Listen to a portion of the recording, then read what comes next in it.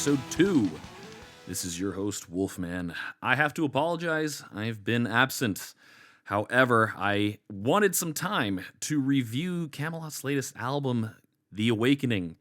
Last time we were together, we were reviewing, or rather, I was kind of geeking out about the EP that came out, but now we have the entirety of the album, and man, do we have some stuff to talk about. Today, I'm going to be reviewing the album, and I will confess this. I didn't listen to it just once, not just twice. I mean, there's a reason. It's been months since the first episode. I've listened to the album, I think maybe about 5 or 6 times all the way through. So despite the fact that I've listened to it about 5 or 6 times, I haven't listened to it recently. And I didn't want to do a proper review without actually having it fresh in my mind. So today, what I'm actually going to be doing is listening to this album while I'm recording. Now, the songs won't be playing. What this means is I'm going to set down my headphones, plug them into my iPad, and listen to the album. I'll take it maybe about 4 songs at a time, talk about each song, what I think of it, just kind of reviewing it and breaking it down, and then carrying out that way for the rest of the review. Later on, I'm also going to be discussing an interesting interview that I read on blabbermouth.net. If you haven't been to that website, it's actually really awesome for rock and metal news. But they conducted an interview with Roy Khan, and he opened up about his departure from Kamelot and revealed a lot of deep personal things. So we'll be talking about the intimacies of Roy's confession as to why he left. And then we're going to be taking a departure from the power metal, symphonic metal scene and delve a little bit into the melodic death metal world of Dethklok, the fictional band from Metalocalypse, otherwise known as Brendan Small's brainchild. I'm not going to lie, I'm a pretty big fan of Brendan Small's musical acuity. He's nothing short of a genius and a one-man band for the most part. I won't start geeking out about it now. We'll save that for the end. It'll be interesting because I'm actually going to be seeing Dethklok live later on this month, so that'll be a lot of fun. Probably do a review of that concert. But without any further ado, let's get into it. Let me take you all back to the year 2006 when Wolfman was a wolf pup. Well, an awkward teenage wolf pup of 14 years old. I recall being up at night. Adult Swim, I think, started their block at about maybe 10 p.m., maybe 11. By that point, my musical tastes were, trending towards the heavier. At about 14 years of age, it was probably, freshman in high school? And, I don't remember. I feel like it was middle school, actually. I might have been 13 or 14. In any case, my musical tastes had gotten heavier. I was one of the many who got into the rock and metal scene by gateway bands like Linkin Park, new metal, alternative rock, whatever you want to call them. And then getting the taste for the heavier and more musical with System of a Down. So I didn't care for death metal at all. I mean, I knew it existed, and I just thought it was like, oh, this must be some, just overtly, satanic music or something like that. So I didn't really, my tastes just weren't there. But whenever this show called Metalocalypse came on, if you've ever heard and seen the introduction of that cartoon, it melts your face off right then and there. It's just immediate heaviness. It's empowering and just galloping theme song, and the visuals straight up epileptic, but just showing you these insanely cool characters, these metal musicians, their long flowing hair, riding on their motorcycle through this dead forest. Just the most amazing visuals I had ever seen. So even though I cared nothing for death metal, anytime that program came on, I'd sit and at least watch the jingle. over time, of course, I naturally became a little bit more curious, and in watching that cartoon, and then my exposure, started to increase a little bit. I really liked the Duncan Hills jingle. I think that was in episode number 1. It's a minute and a half long. It's hilarious. If you don't know what Metalocalypse is, it's a cartoon that centers around a death metal band that's bigger than the Beatles, or as big as the Beatles. And in the lore of the show, they are, I believe, the 12th largest economy, and they're just 5 nitwits. I don't know if it's meant to parody the stereotype of a metalhead. I don't really think so. Metalheads are typically kind of loners that are highly intelligent, but tend to just kind of seclude. Whereas these guys are like, if you were to take the brainlessness of a jock and put it inside of a metal musician, multiply that by 5, because it's a 5-piece band. You just get this ridiculousness of a cartoon. Probably shouldn't have watched it as a kid, or maybe at all. It tends to be a little bit on the extremely violent side. But by then my dark humor was already forming, so maybe it was pivotal. I don't know. But how that factors in is Metalocalypse is the brainchild of the very talented musician Brendan Small, who before Metalocalypse had worked on another Adult Swim cartoon called Home Movies. Totally different cartoon. Genius nonetheless. In fact, there's actually a lot, I'm throwing the word genius around, but Home Movies the comical stylings is very similar to Metalocalypse in the sense that you have just a lot of conversation, improv based comedy, overlapping voices. There's not really a script. It's just improv. And the interesting thing is that Brendan Small wrote all the music inside of Home Movies. If you listen to it, you can pretty much pick apart, this is his musical style.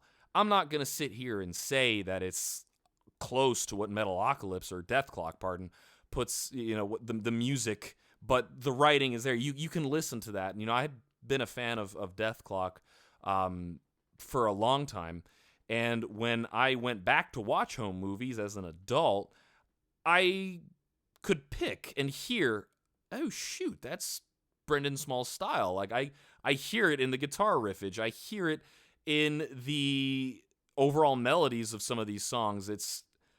He has a specific style. So the cool thing about the talent of Brendan Small is that he actually voices all 5 characters of the Metalocalypse cartoon. The lead singer, Nathan Explosion, the lead guitarist, Squiskar, Squigelf, the rhythm guitarist, Toki Wartooth, Pickles the drummer, and William Murderface, the bassist. I've always wondered, because this cartoon is largely a lot of the lines are overlapping, almost arguments between multiple characters at the same time. I gotta wonder what's going through his head when he's sitting down recording in the booth. Does he have someone reading back the lines and then he just re-records them in, Squizcar's voice or Murderface's voice, whatever. But anyway, we're not talking about Metalocalypse the cartoon. It's just a little bit of a backdrop.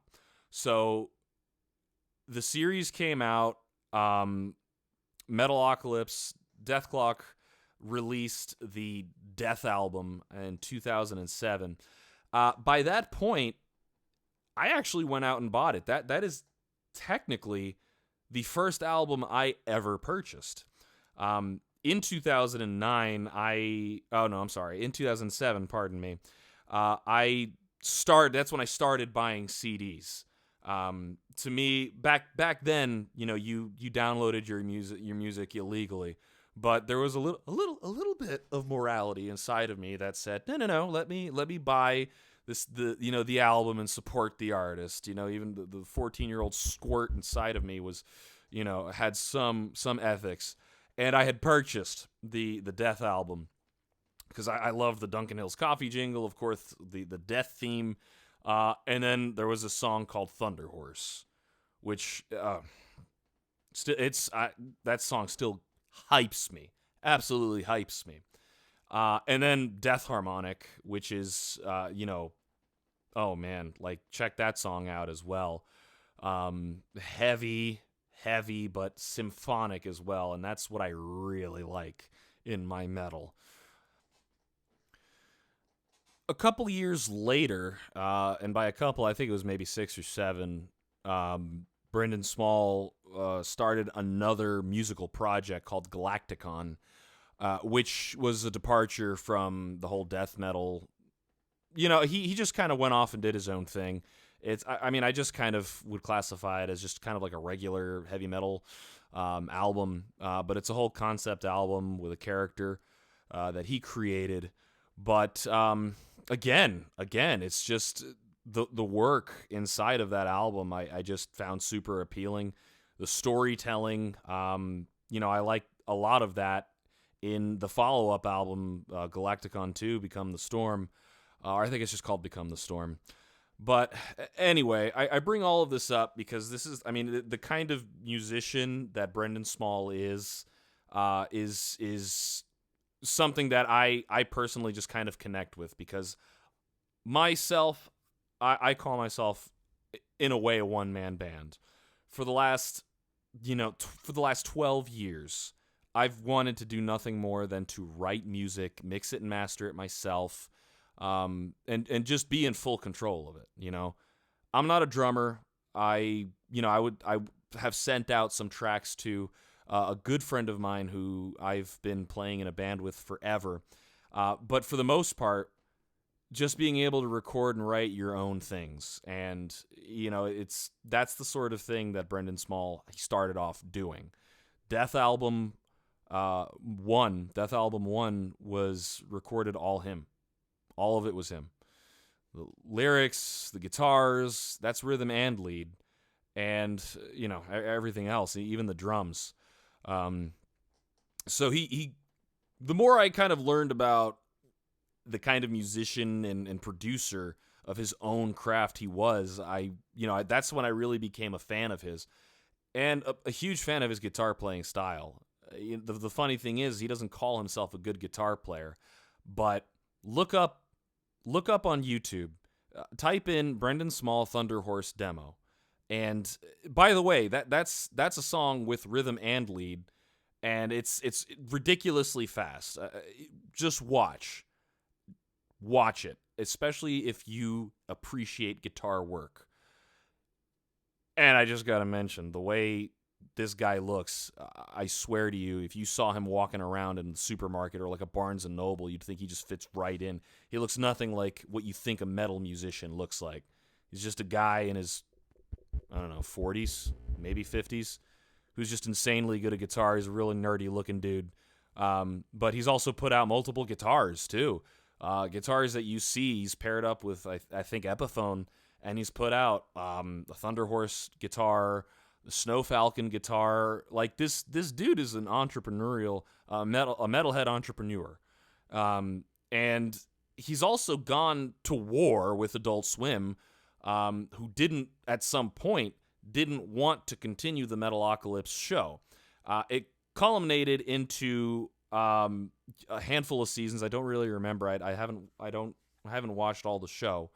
But I think in about 2012 there was a TV movie that came out, the Metalocalypse Doomstar Requiem, which the series went from a dark comedy to a dark comedy with an actual story. And the movie, which I did watch when it was on TV, I did see it. It's a metal opera. It's a metal rock opera. And this man wrote all of the music there. When he was greenlit by Adult Swim to do this, and I've read this online, he disappeared for 3 months and effectively locked himself in a studio to write the music of the Doomstar Requiem, which, by the way, you need to come up with a script that matches the lyrics of each song as they tell the story. This guy has taken on a lot of work on his own, and you wonder, how does someone have that much creative ability? And it's just insane that after that movie was released, which did end on a cliffhanger, I do remember that, how the network executive geniuses, they just decided, we're going to move in a different direction, leaving Metalocalypse on a cliffhanger. And, that's a huge slap to the face of the fans. And it's just unfortunate because him, being a musician who created this band, created these characters, created this story, is all technically owned by the suits at the headquarters of Cartoon Network, who owns Adult Swim. So it's just this massive annoyance, and you just think, like, if you think for a minute, it's cool and freeing to be famous, you could do whatever you want. It's, think again. That's bogus. It's baloney, and it's a falsehood.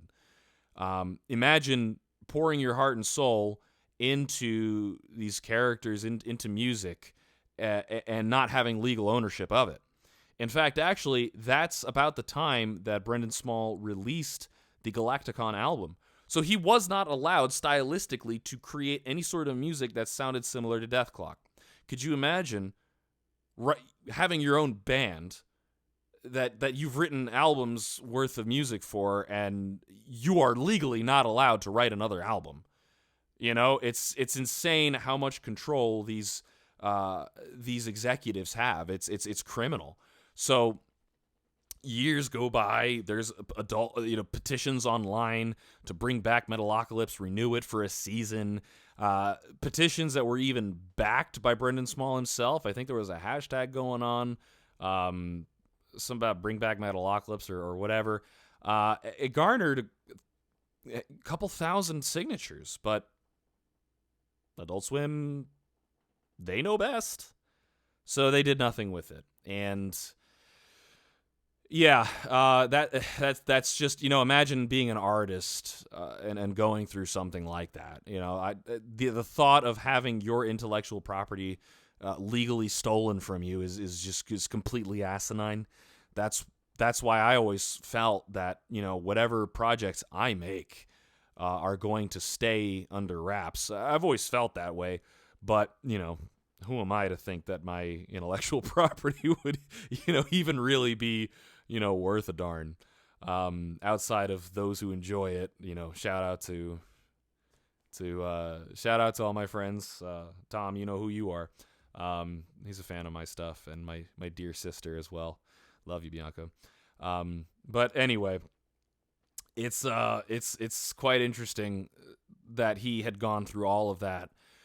But Galacticon 2, he released that second album. I keep calling it Galacticon 2, but that second Galacticon album sounded straight up like a Dethklok record.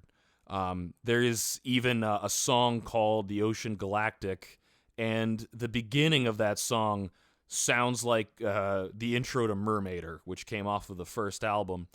And just recently, I learned that there was, I guess, fan theories that Become the Storm album was the unofficial ending to Metalocalypse. I find that a little weird because because it's Galacticon, and I know the first album centers around this character named Triton and his rival Beastblade, and I thought that maybe this just kind of continued that story, that character arc, whatever you want to call it. But apparently it's just kind of up for interpretation. It definitely tells a story. I actually also learned that the album, the listing of the songs on the CD, or Spotify or whatever streaming service you listen to, that the track listing is in a different order than what's released on the vinyl. So the vinyl of Become the Storm has a completely different track listing, which apparently tells the story in the order that it's meant to be heard, which I guess is why the fans looked into that and thought this is the secret ending to Metalocalypse, and they gave it a lot of meaning and so on and so forth. Maybe Triton was a character in the Metalocalypse realm, but that didn't really make too much sense because he never really was there. But at the end of it all, Adult Swim did greenlight Brendan Small to have his intellectual property back and to write one final movie that would end the series. And that is called Army of the Doomstar. And I believe that just came out. And that also secured a release of the Death Album 4. Which at this point now Brendan's been working with different musicians that I think he's been working with for the last maybe 2 or 3 albums. They work with him on the show now as well, so he's not writing all of the album. Obviously he's got control over it all, but he has talented musicians, and I believe these are also the musicians that he tours with. Which brings me to my next point. I'm going to be watching Dethklok live in concert. They are co-headlining with Baby Metal. Excuse me. I still can't get over the vulgarity of that pairing. I know my buddy Dan is probably rolling his eyes into his head right now. But they're co-headlining, and as far as marketing goes, that's a pretty smart thing to do. To have Dethklok pair up with Baby Metal. All kidding aside, it should be an interesting experience. But I'm going to see Dethklok. Baby Metal just happens to be there. If you're my friend and you know me, I don't care a thing for Baby Metal. And we're just going to leave it at that. But it'll be quite interesting to see how that pans out. From what I know, these shows that Dethklok plays, they actually have clips of the show, special animated features in the background. I'm more of a fan of the music than I am. The music videos, they tend to be a little bit more explicit than the cartoon itself, and there's like zero censorship there. So not a huge fan of that aspect of it. Call it what you may, but I'm there for the music. It's gonna be a heck of a good time. I'm not one for mosh pits, so I'll definitely be watching my back. This is definitely gonna be one of those moshing shows for sure. But I'm excited, man. Like I've seen just some clips of Brendan Small playing live, whether he's doing a demo or doing a special feature. I can't get enough of hearing this guy and talk about his creative process, and definitely a fan of his for sure. Not just the way he plays guitar, but how he does it, how he is like a musician professionally. On a personal level, I would never want to be a professional musician.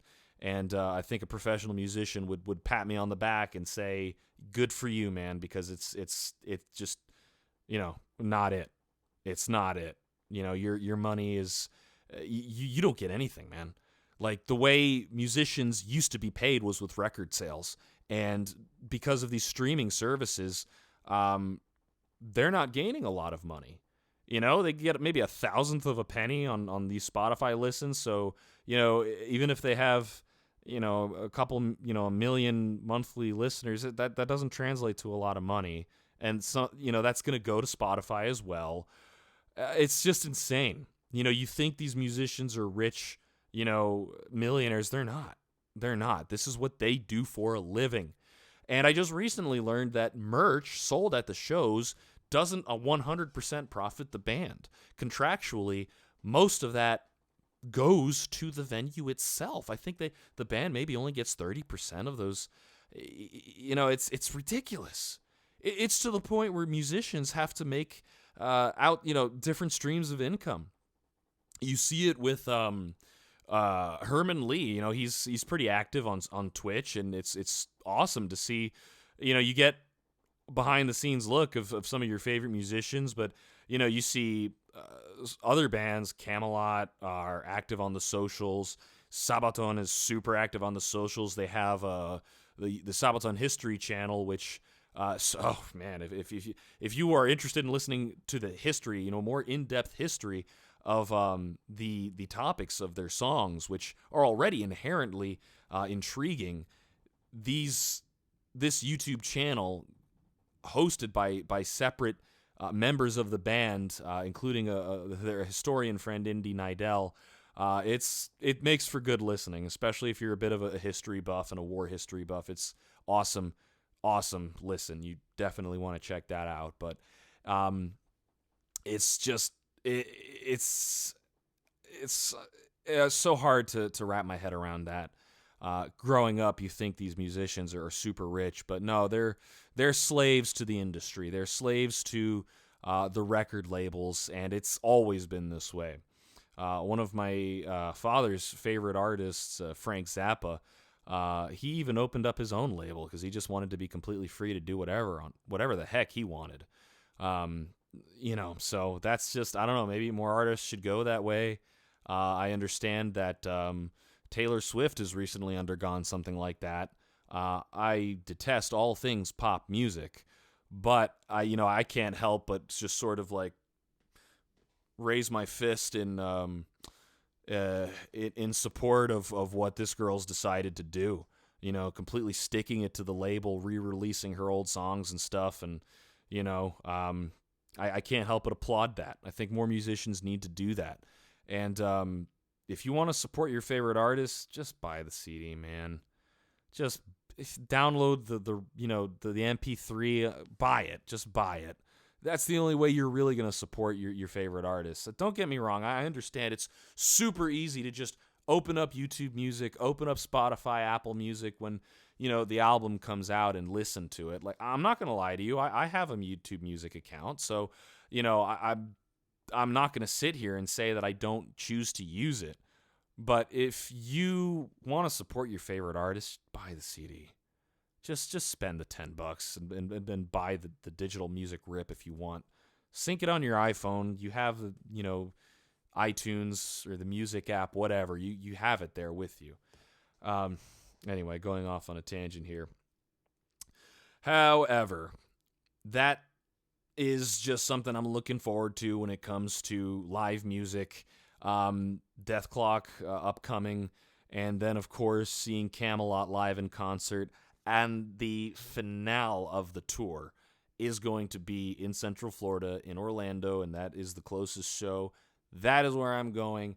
I'm definitely going to get on a short review of that. I know this is almost seeming like a Kamelot fan podcast, but it just so happens that they're active musically as I am recording each episode here. I'm looking forward to Sonata Arctica's next album.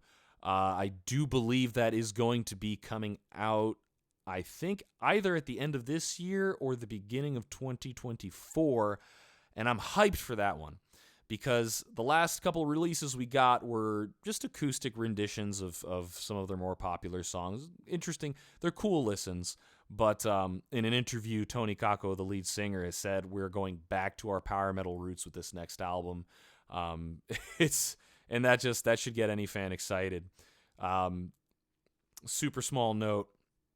I saw them live. They were touring with Kamelot back in 2019, and they did some solo shows on the side. And I was living in South Florida at the time.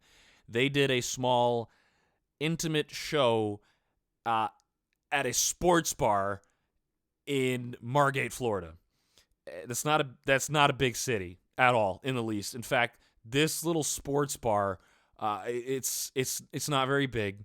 It's full of just cigarette smoke and the clack of pool balls, going off on the sides there. You have a small little bar and whatever, but they got a little section for these artists to play. I also saw Power Glove play there, and Angra, the Brazilian metal outfit, played there as well. And it was just insane to see this band that I had fantasized going to Finland to watch live with my bro. And here they are in my backyard. And I remember at some point during the set, Tony, the lead singer, is just he just makes a remark about how he's like just remarking about how passionate the fans are about some of their original songs, and and he says something to the effect of, man, we're gonna have to come back here and play some of the original Sonata Arctica songs. So the power metal's been, the return to that is definitely not surprising. So I'm super excited for that. But in any case, that is that's what I've got going on for live concerts, and gonna see Dethklok and probably include that just the experience of seeing Dethklok and Baby Metal live in concert. It's gonna be an interesting experience. Roy Sietra Cantatat. That is his full name. Yeah, I had to look it up. So apparently the middle name Sietra is, I believe it's a city somewhere in Norway. It's actually interesting because that's probably the most Norwegian thing about Roy. He actually is mixed. I learned recently his father is Thai, and his mother, I guess, is the Norwegian. So that's the full legal name, Roy Sietra Cantatat, but his stage name is Roy Khan. There is a difference between those two. Listening to the full 40-minute interview that was posted, and I do kind of have to backtrack. Yes, it was posted on blabbermouth.net, but the YouTube video links to a channel called Monsters, Madness, and Magic, where Roy Khan sat down with this gentleman here running this channel for really just a very intimate interview. It was really quite eye-opening. Learned a lot about the man, and he opens up about his start in music. He was trained by a retired opera diva, but his heart and soul was in metal music already. He had tried out for a punk rock band that a friend heard him singing in one of the school's showers. So he tried out for this punk band and I guess did a couple shows. In the interview, Roy does admit that punk was not really his scene. He was already into metal at that point. However, now going forward to the point where Roy entered this phase in his life where he combined his operatic vocals with rock vocals or metal vocals, it came as a bit of a surprise. I thought he had been extensively classically trained, but in this interview he does also admit to learning rather basic concepts, vocal warm-up exercises and things of that sort. His opera instructor actually forced upon him an ultimatum to either choose to commit to singing opera music or to go off and join this metal band, and guess what he did? Now remember, his first band was Conception. His first recording band was Conception, the punk band. He didn't even mention them by name. In which he had auditioned for, got the role, and was with them for a good amount of time. If you haven't checked out, and I will be perfectly honest here, I have not listened to a full album's worth of any of the early Conception albums. Actually, I have been kind of doing that retroactively now, but there was times early in my admiration of Kamelot that when I was, because I dork out, I nerd out completely when it comes to finding bands that I like, I have to research them. I have to know all the names of their members, discography, timelines. So when I learned that Roy had another outfit, I naturally checked them out. And one thing right off the bat was just completely blown away by this man's vocal range. I mean, it sounds amazing in Kamelot, but listen to just a handful of Conception releases with Roy Khan. It's almost insane, the control that man has over his voice. But anyway, so what's interesting is because I've always, in my research, Wikipedia is always changing and whatever. But I was never really too clear on how Roy ended up joining Kamelot. I mean, this is a band formed in Tampa Bay, Florida, not too far from where I'm at right now. At this point, the band itself was very young. They had, I think, a couple of singers. They had recorded 2 albums at the time with lead singer Mark Vanderbilt. Kamelot found themselves needing a new singer. And the story was unveiled in that interview. Khan relates to us that Conception had been, in his words, put on ice. I guess the band had broken up or entered a System of a Down-like hiatus, which is you broke up. You may return, but you broke up. It's really just it's just hell for the fans.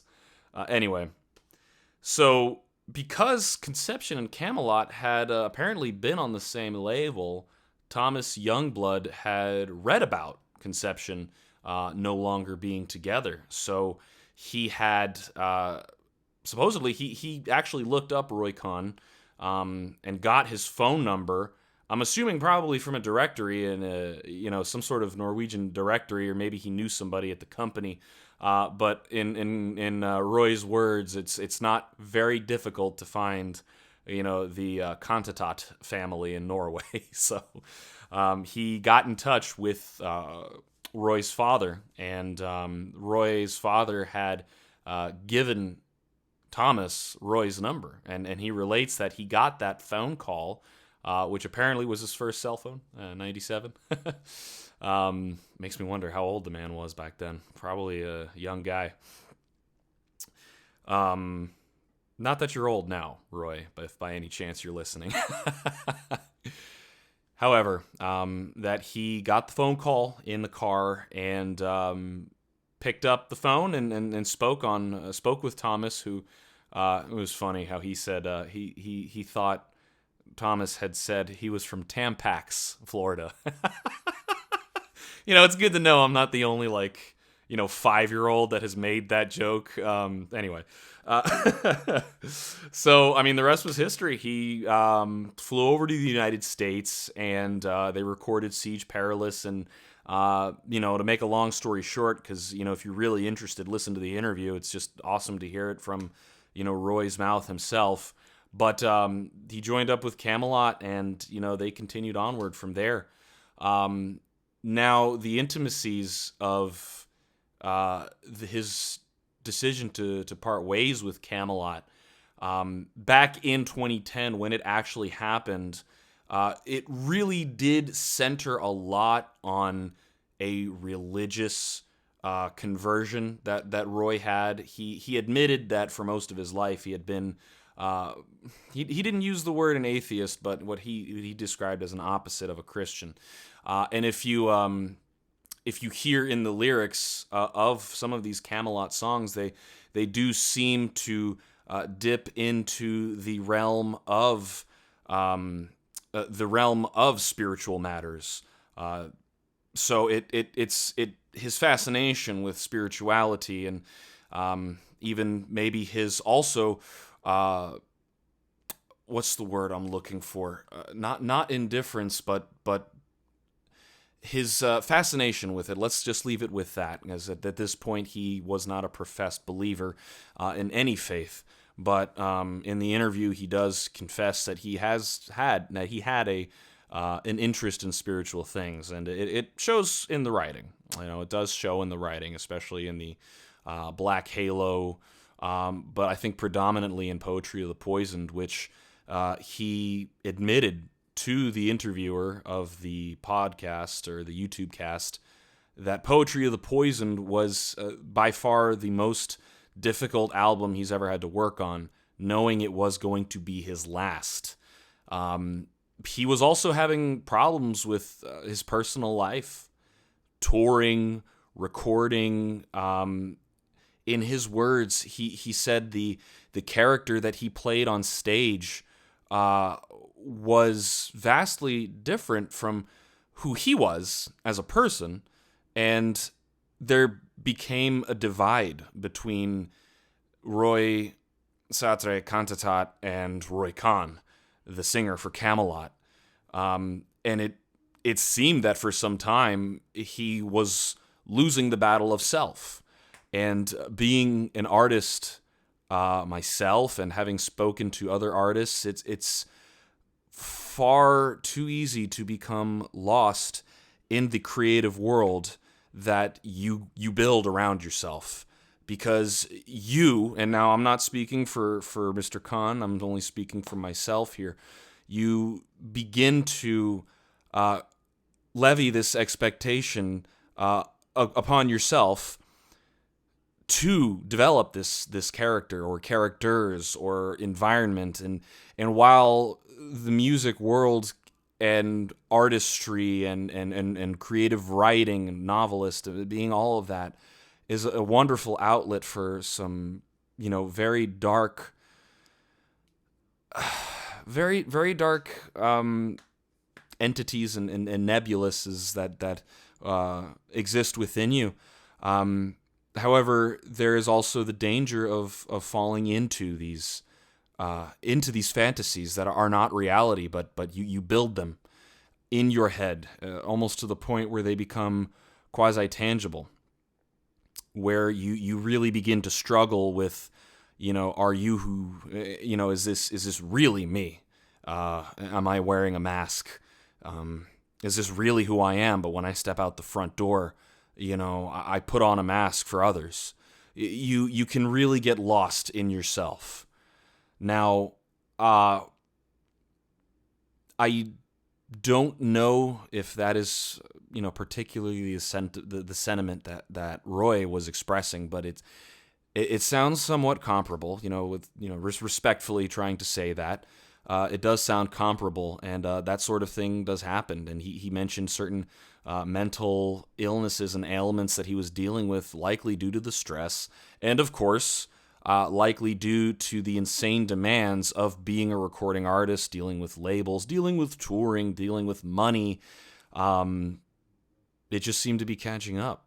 I mean, this is a married man. By 2010, he had given he and his wife had bore their first son. There might have even been a second child on the way. I don't know. I'm not a stalker, but I do know that because of one beautiful song Roy had written and was featured on the Ghost opera called Anthem, or Anthem of Life. I love that song to death, and I can't even bloody remember the full title. But so we know, by then he was a family man, a husband.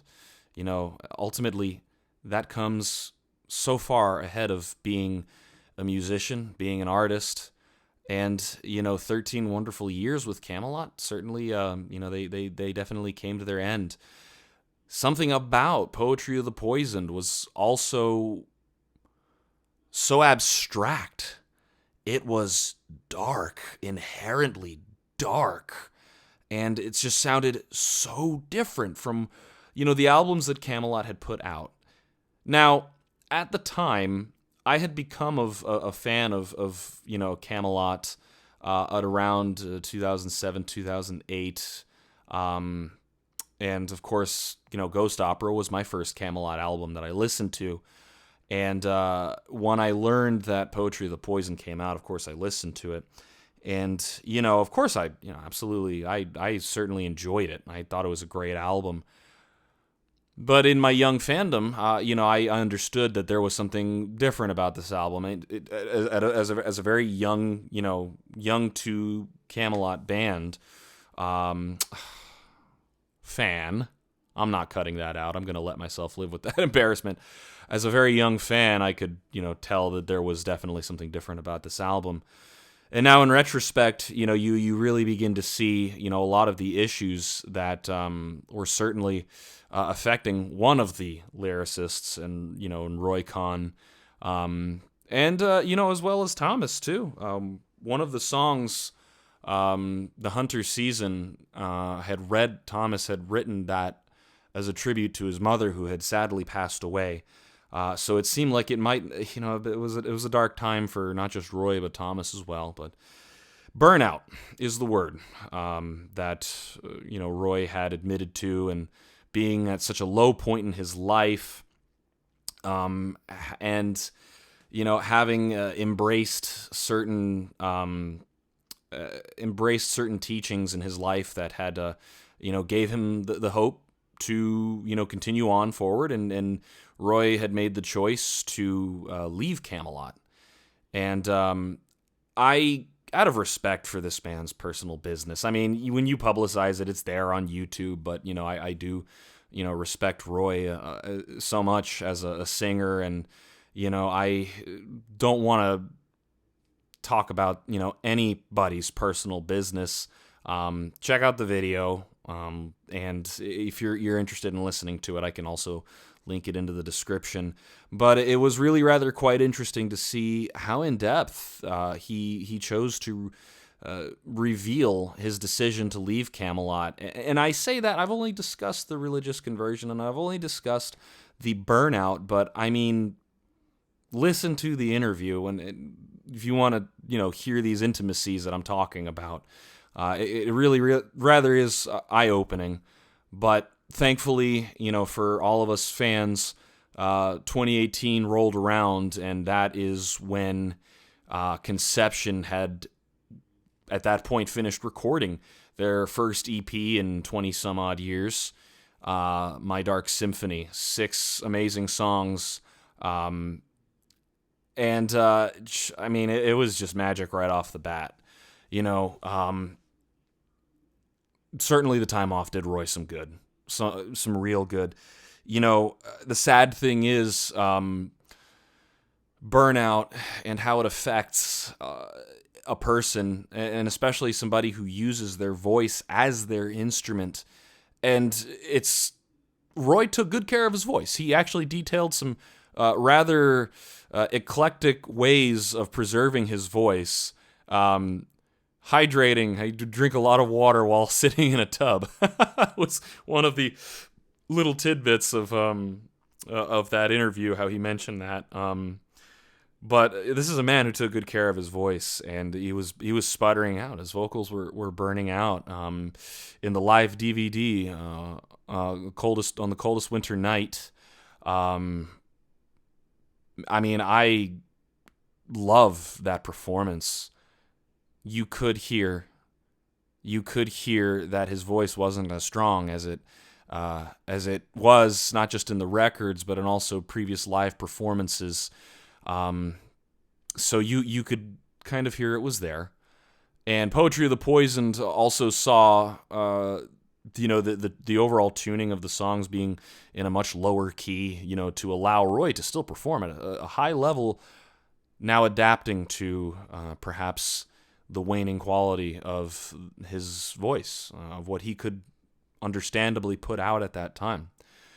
But again, that time away from music, that time that he spent with family, growing further in his newfound beliefs, and just enjoying life, saw fit to see his return to music with an overwhelming triumph. I mean, the vocals in the song Feather Moves in My Dark Symphony is that song is just mystical and absolutely magical, with how his voice just complements this progressive sounding. I fall short of calling it even rock, because there's nothing inherently really heavy about My Dark Symphony.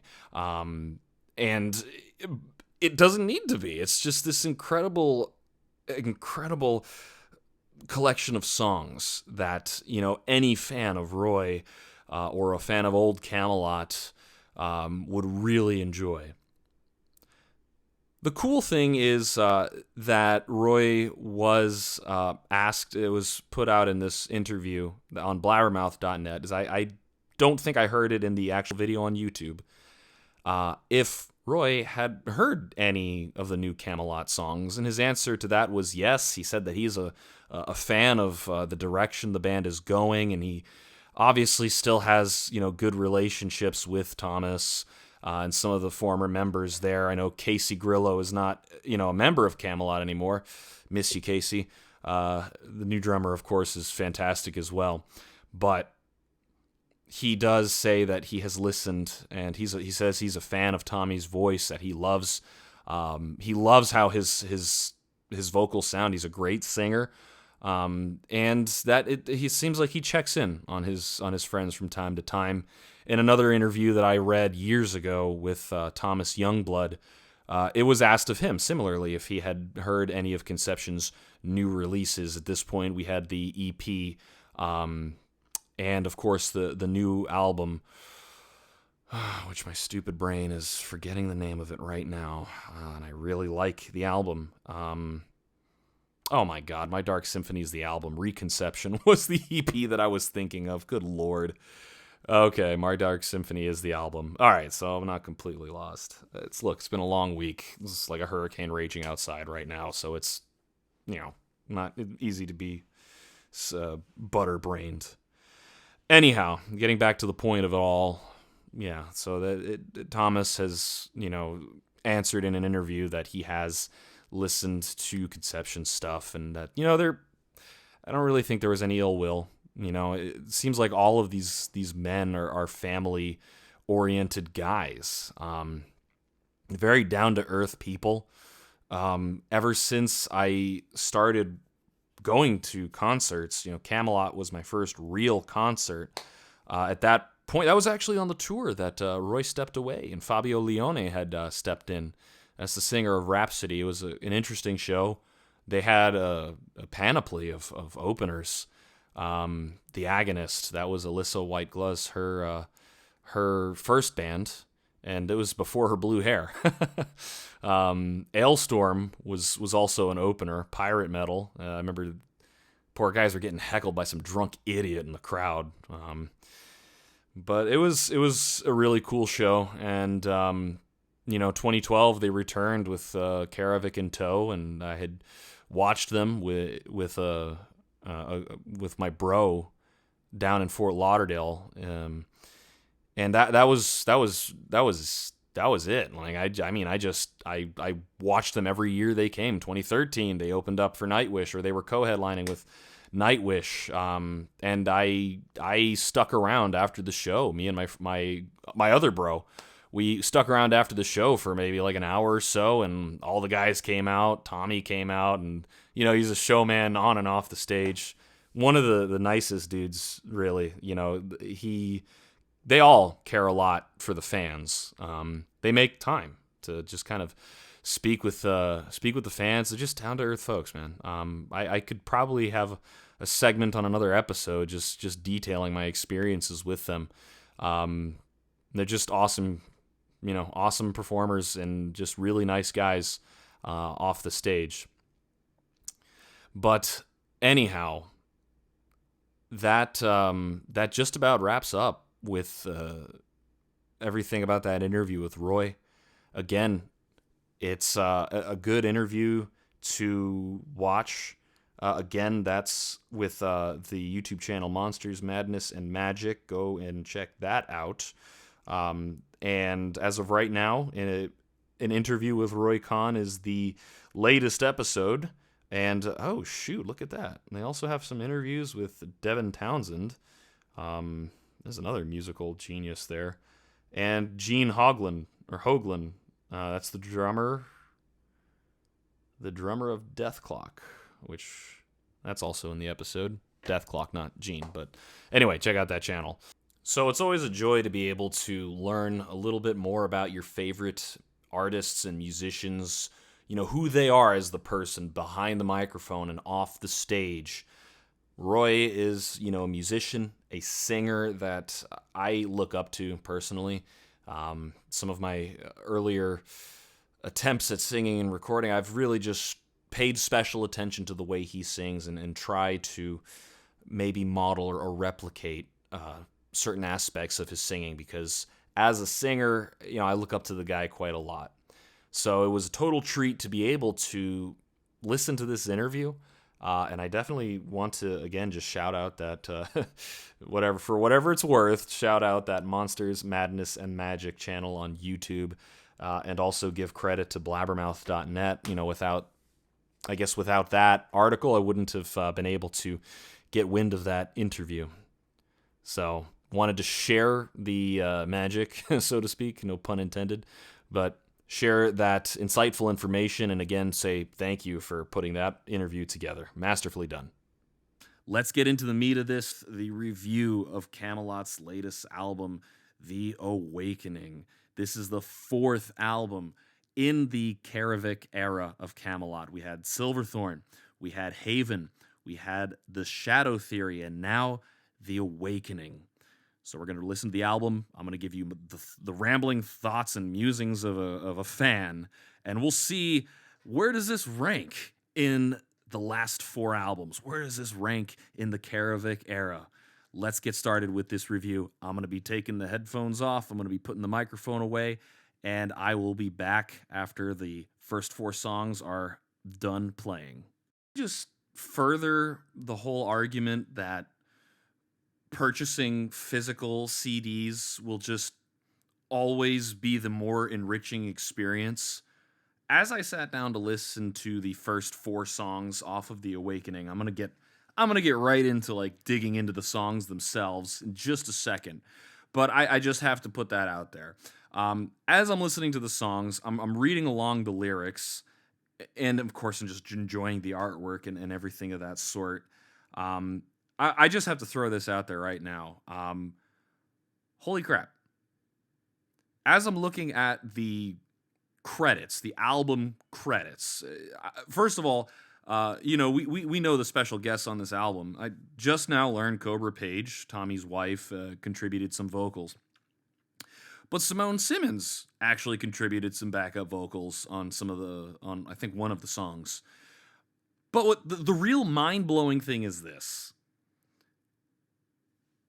Their credits show the name Limatainen in the credits towards writing some of The Great Divide.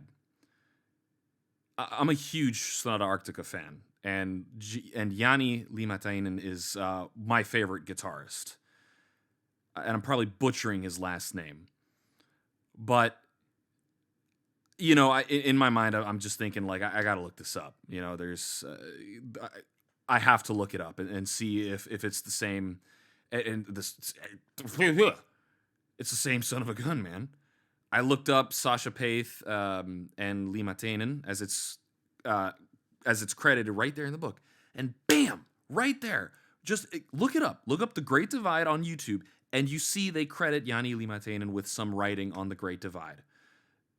It's just incredible. Like I fully had a thorough geeking out moment there. Sonata Arctica is probably my favorite band of all time, and Kamelot is right up there with them. So to see that collaboration, just barely there. Like it's just there. I did not know that. Just by reading the info booklet, I go and find that out. Like Yanni is not just an amazing guitarist, but the guy is an insane music writer as well. His first album, his first, I'm sorry, not his first album, his first band outside of his departure from Sonata Arctica, Kane's Offering, he wrote everything. He wrote the vocals, the drums, the bass, keys, all that stuff.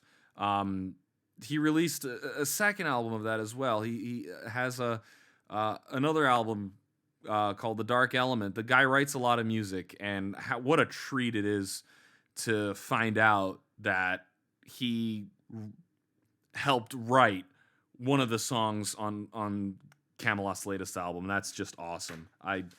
What a time to find that out while I'm recording this episode. I'm just gonna get right into it.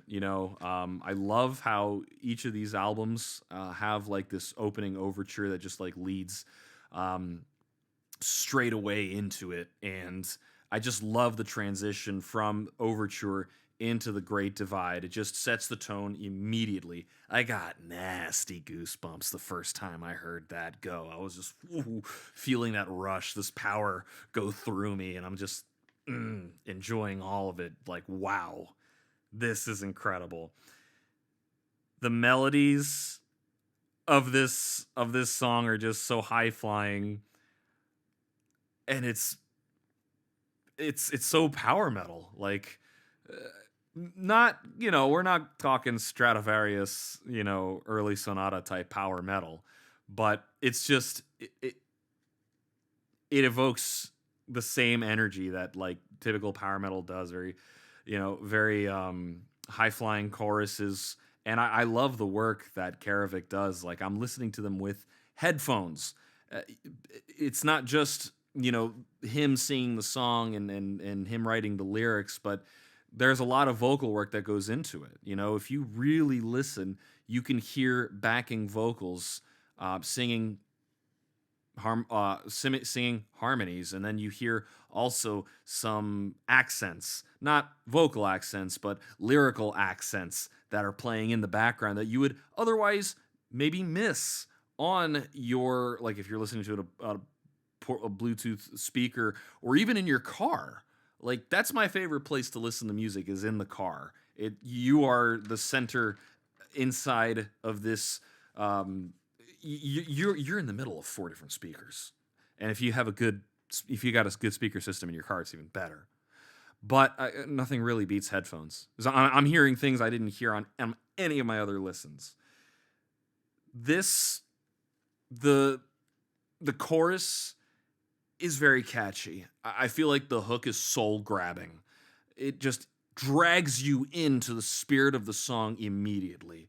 I cannot wait to hear this song played live.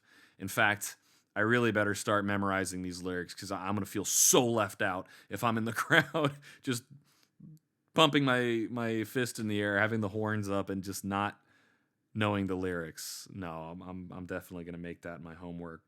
And then it goes right into Eventide. Some of my preliminary notes, because I did jot down some notes when I listened to it the first time. Just, I didn't want any of it to escape me. But the first thing that really grabs me is there's a story to this song.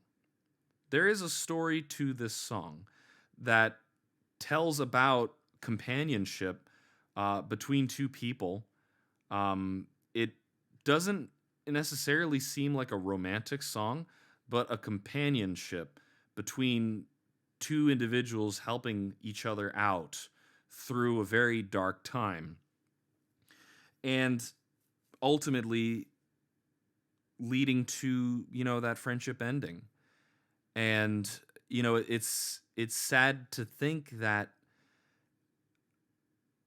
some friendships do kind of come to that natural close, not for one particular reason, but the friendship having run its course. And that's a really sad thing to think of, but sometimes the weight of days and the course and the passage of time and the way people live their lives will naturally draw them in different directions. And I would dare you to sit back and think about maybe some close friendships you've had in the past that have just, the ebb and flow of life has drawn you two apart. That's what the song captures. And the chorus, I felt evokes a powerful feeling of nostalgia. Not just the melodic composition, but the combination of the emotion that the chorus is putting forth, but in combination with the lyrics. It's a really powerful song. It's almost an aggressive form of melancholy, but to me, that's nostalgia. Nostalgia is on a personal note has never been a passive sense of longing. It's always been an aggressive wave of melancholy recollection. That's what it's always been, and this song gets that. I got that immediately, and it's just nice because there have been. This is I haven't really truly connected uh, with any Camelot song in the last four albums. As that might sound like it's a bad thing, but it just it takes a special album to do that. And in the Karavic era, I got that with this song, and even with the Great Divide, the lyrics. They almost seem to relate to the story inside of Eventide.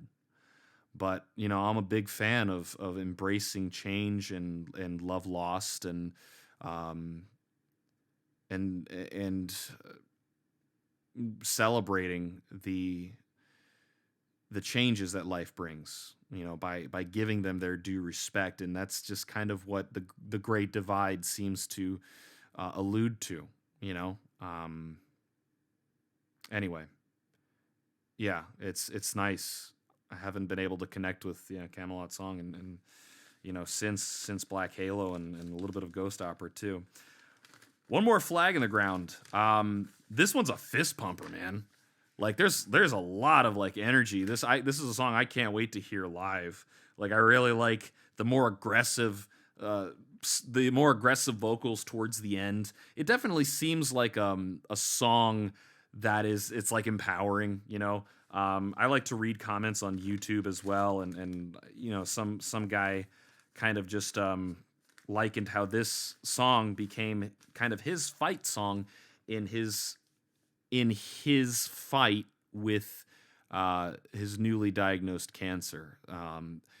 That's what really helped me to understand that this is a fight song. This is a fight song, and it's really cool that that particular individual relates to the song in that way. That each step along the way is one more flag in the ground. One more step towards a goal. So man, I can't wait to hear that one live. Okay, next couple songs here. I won't go too far into Opus of the Night because I dedicated a whole bloody episode to that song. Still listening to it anyway. But yeah, next couple songs coming up here. Wow. I'm about 8 songs in, and I'm just being reminded of how much I really enjoy this album. There's just so much to unpack. And even if you don't have the physical lyric book, just on some of your dedicated listens to just whatever music you like, read the lyrics when you're listening to some of your favorite songs. It's part of the experience, and it helps you just kind of dive right in. Anyhow, like I said, I'm about 8 songs in, so Opus of the Night. Like I said, I'm not touching down on that because I spent a whole, probably a whole half hour on the last episode just geeking out and looking into it and just absolutely gushing over it. I am going to officially renege one of my observations and statements on that song. There is absolutely zero pitch correction. I thought that maybe there was. But the more I listen to this song, and just the more you listen to the album and what Tommy's able to do with his voice, I don't know why I thought maybe there was an instance of pitch correction. I'm reneging on that.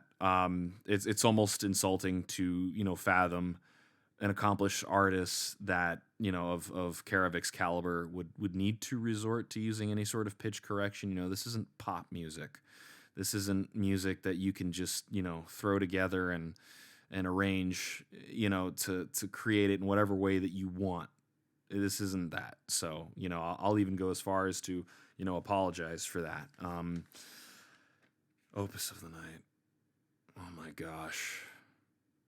Oh wow. And definitely the lyrics of that song are a part 2 continuation to Ghost Opera. If you didn't catch my other little release where Thomas basically said that in an interview, that it was part 2 to the song. So that felt awesome to be right about.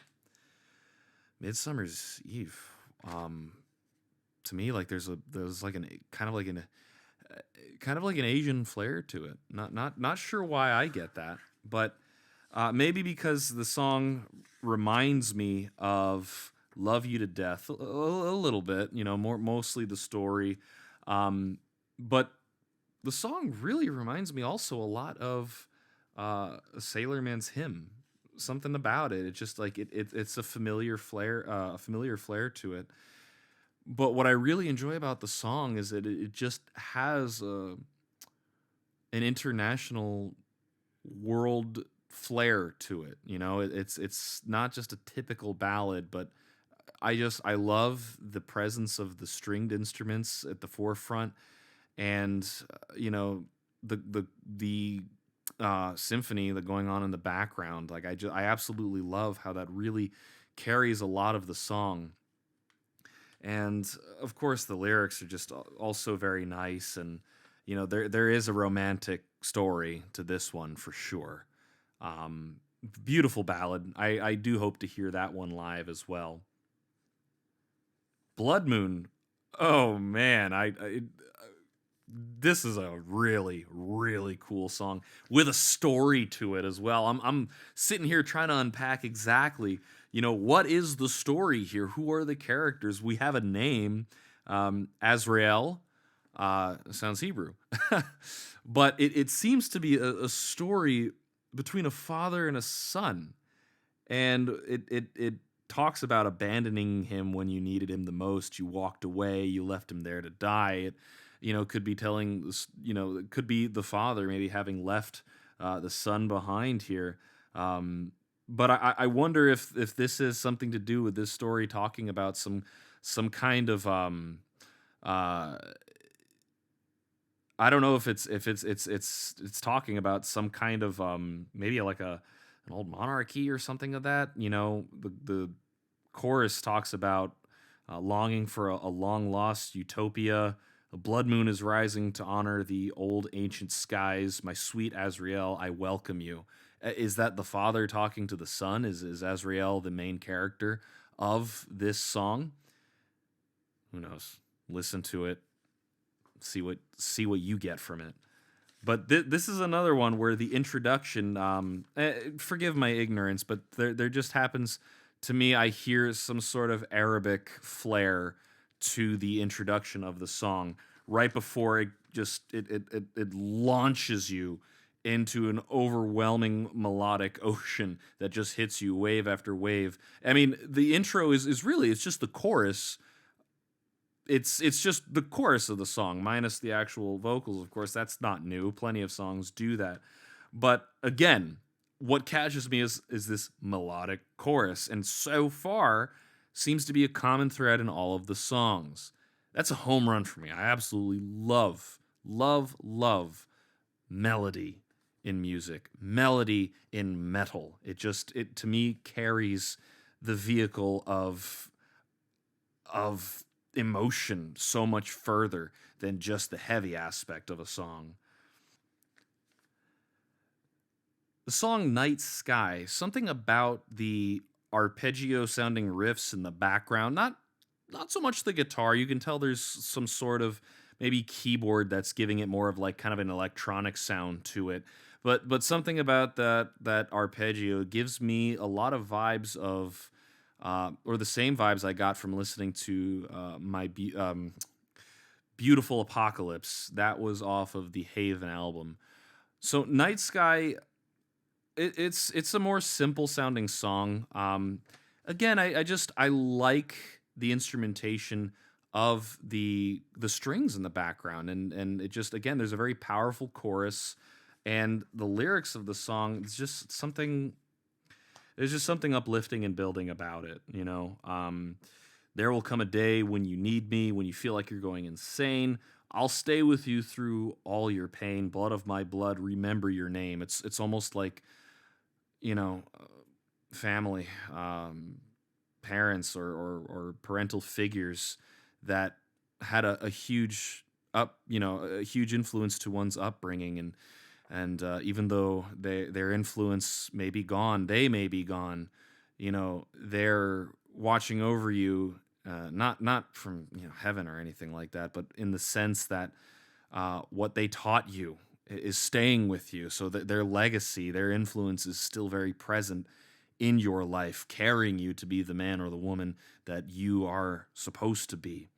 Um, I really like the uplifting aspect of this song. I don't think this will be in the live set list. We'll see, but it's a nice little gem in the deeper cut of this album. Now that we're about a little bit 60% into the album itself, awesome song. Okay, going into the last section of this album here now. Headphones off. So, The Looking Glass.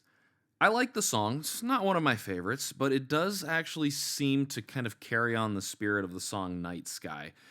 Not in terms of the music itself, but in the lyrical content.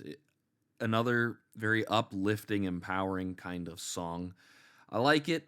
Not my favorite on the album itself, but I do enjoy how the vocals and the keys and the chorus are just like the main driving force and power of this particular song. But speaking of power, oh, holy smokes. New Babylon starts with this choir of Latin chanting, which it's just powerful right off the bat. You know exactly what you're getting into. It has this marching kind of chorus that just gives me Sabaton vibes.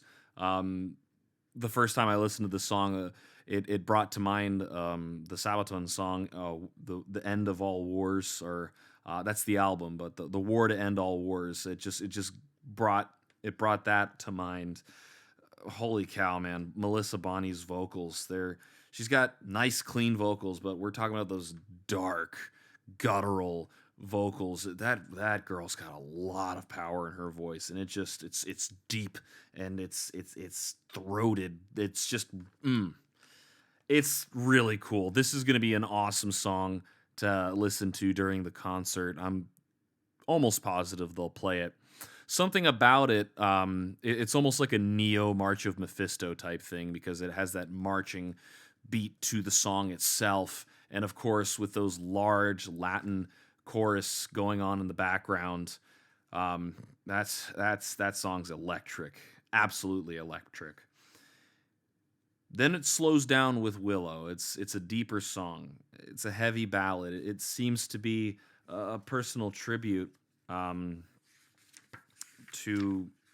It seems like to the motherly figures in our lives. Particularly, maybe Tommy singing this about his own mother. Thank you for your humble grace, so motherly the love you gave me. In your care I grew to be the man that I have become. Very beautiful song, and it's a reflective song in itself. The lyrics do seem to talk about remembering times past. Beautiful song. But then, the slow segment of the final half of this album doesn't stay for very long. My Pantheon, Forevermore.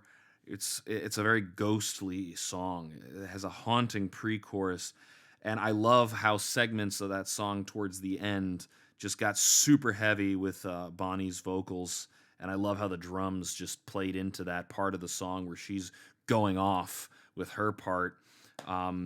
Great song. I just thoroughly enjoyed this album entirely.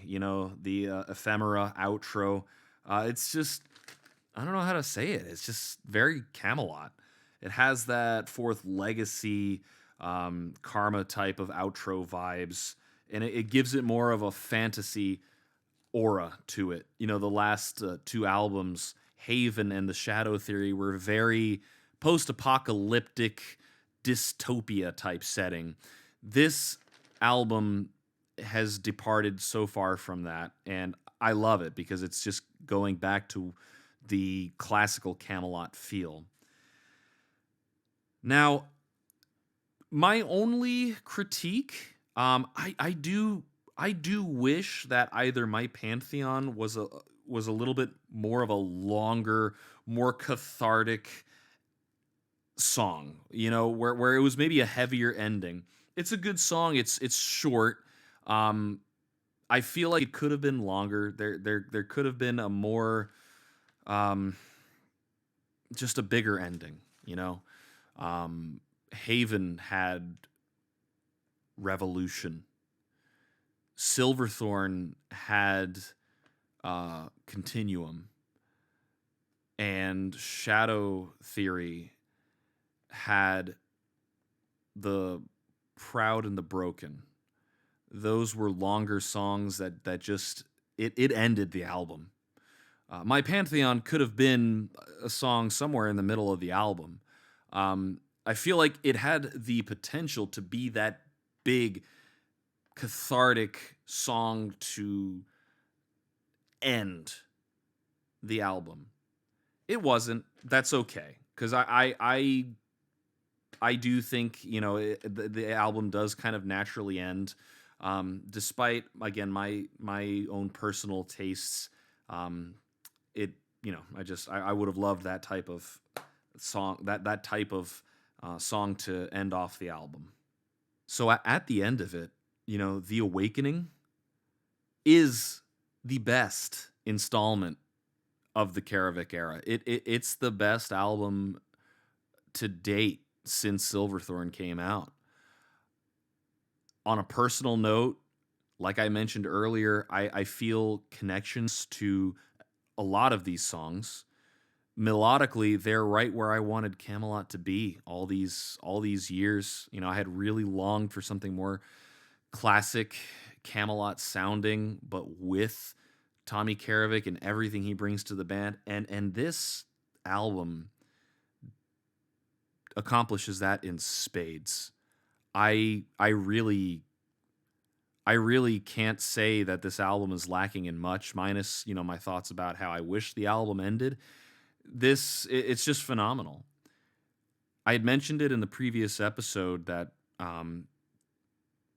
in an interview, Kamelot did say that they had written about 30 songs, in between the pandemic and now.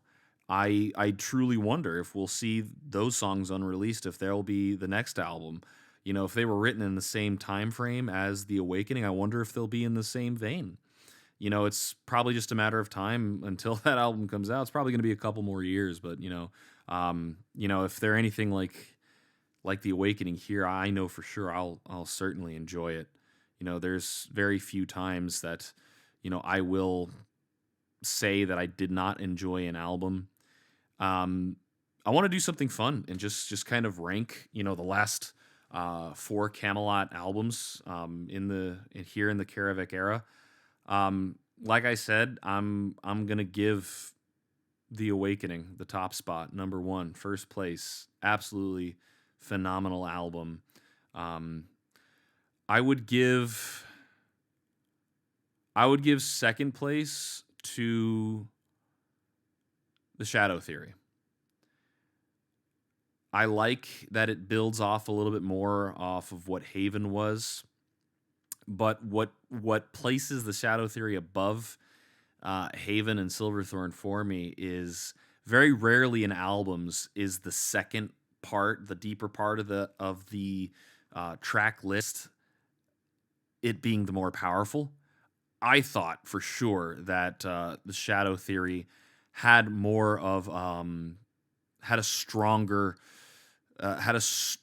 second half. It sounds like sports. It had a stronger second half, but I like it a lot. And The Proud and the Broken it's probably one of my favorite Camelot songs out of the last 4 albums. It's definitely one of them. Third place, I'm gonna catch a lot of flack for this from my friends, but Silverthorn places third, and that puts Haven in fourth place. I'm gonna talk about Silverthorn real quick. Okay, this was Karavik's coming out album.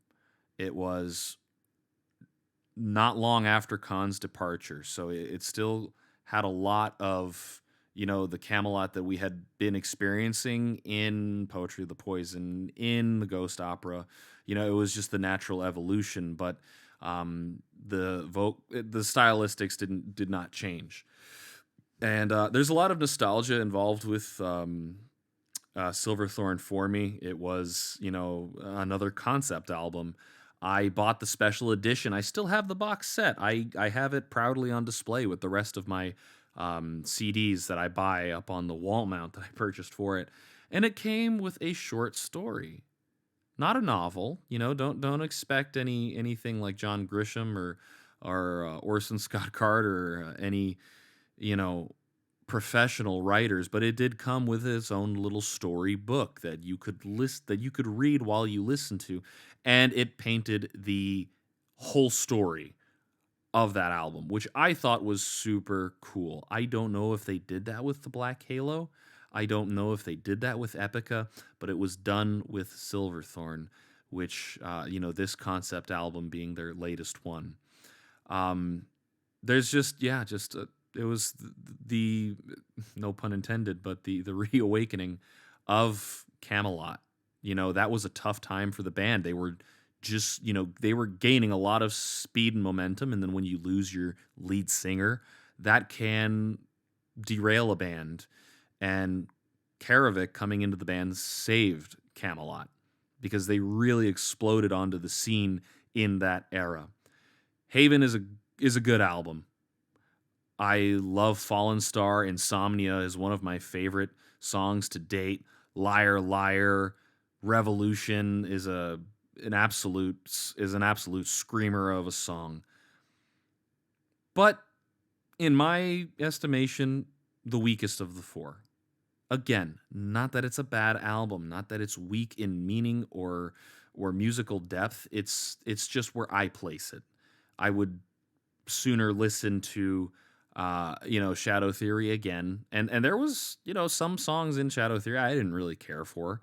Same with Silverthorn. It got a little, I'm not going to lie to you, it got a little boring in the middle, but it still places higher for me.